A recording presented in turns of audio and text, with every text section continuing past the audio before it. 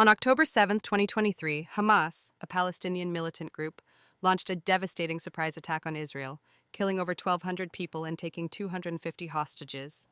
This brutal assault involved coordinated strikes, abductions, and widespread destruction, drawing global outrage and reigniting debates over the Israel-Palestine conflict.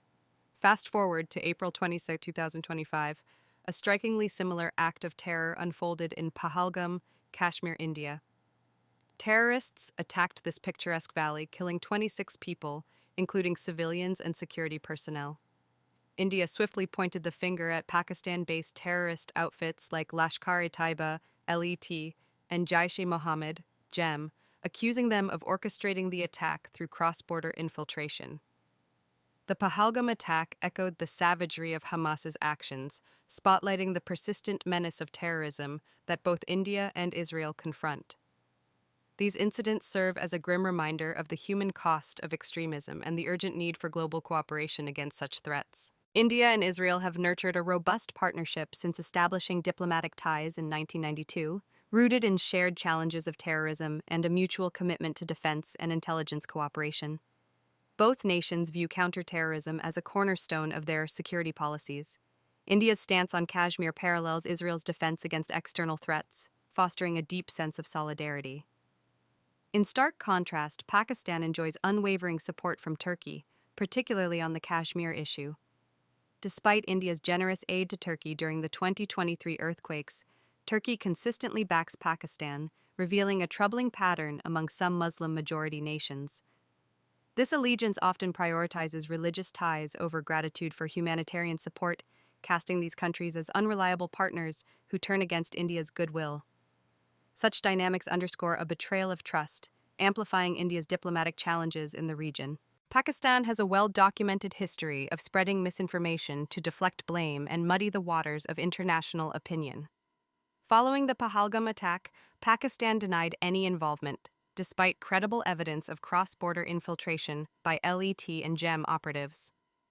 Similarly, after India's Operation Sindoor in May 2025, Pakistan falsely claimed that Indian strikes targeted civilians, reporting 26 civilian deaths. India countered that its precision strikes hit only terrorist infrastructure, exposing Pakistan's narrative as a deliberate distortion. This pattern of deceit not only shields Pakistan's alleged support for terrorism, but also heightens regional tensions, making it harder for the global community to discern truth from propaganda. Breaking news for all my friends who are waiting for the part 2 of Learn a Handstand with me. Yoga is not allowed in Lahore because this gentleman right here, alongside with this gentleman right here, decided that this is really inappropriate and I should not be doing this in a public park. They asked for my identification and then kicked me out of the park. And when I asked the guard why he's not asking the horde of men surrounding my yoga mat to look away or to leave, because his job is to protect us after all, he said, and I quote, "Their eyes cannot be sealed shut." India's fight against terrorism is not just a national security issue, it's a stand for human rights, tolerance, and gender equality. As a secular democracy, India safeguards the rights of its diverse population, including a thriving Muslim community.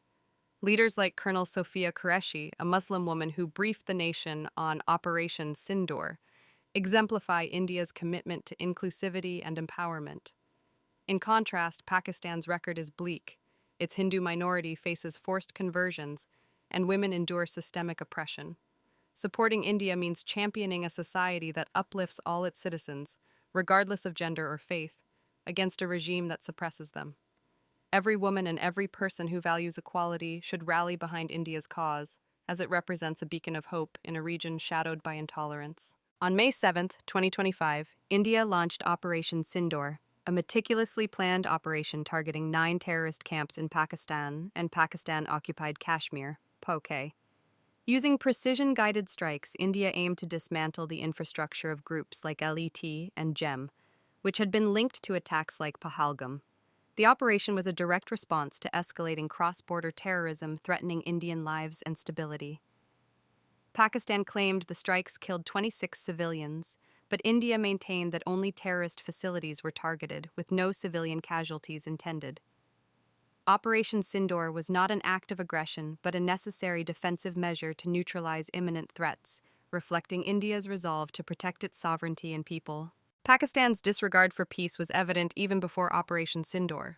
On April 28, 2025, Pakistani forces violated the ceasefire along the line of control in Poonch, shelling civilian areas and killing innocent people, including children near a school.